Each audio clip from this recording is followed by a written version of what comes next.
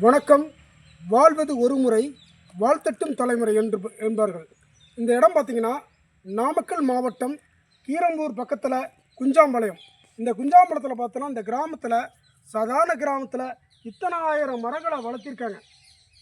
சும்மா சாதாரண மரம் போல பாட்டுப்போம், மேலே கட்டுப்போம், எல்லாம் புளிய மரம். ஒரு மிகப்பெரிய ஒரு வனத்தை உருவாக்கியிருக்காங்க.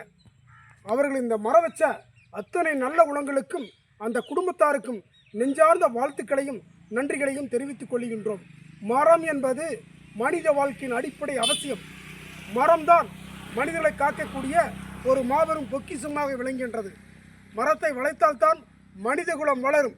ஆகவே இந்த கிராமத்தை போல், இந்த குஞ்சாம்பாளையம் கிராமத்தை போல் ஒவ்வொரு கிராமத்திலும் இது போன்ற மரங்களை வளர்த்து வனத்தை உருவாக்கி மக்களுக்கு நல்ல ஒரு காற்று ஆக்சிஜனை தருமாறு கேட்டுக்கொள்கின்றோம்.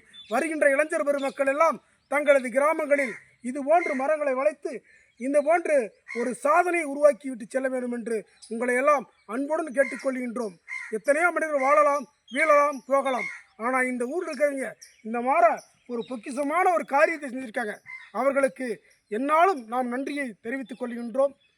நண்பர்களே, உங்கள் அரிமா பி காந்தி, கலை மற்றும் கலாச்சார பிரிவு மாவட்ட தலைவர், நாமக்கல் மேற்கு மாவட்டம், பாரதிய ஜனதா கட்சி. மரம் வளர்ப்போம், மழை பெறுவோம். நன்றி, வணக்கம், ஜெய்ஹிந்த்.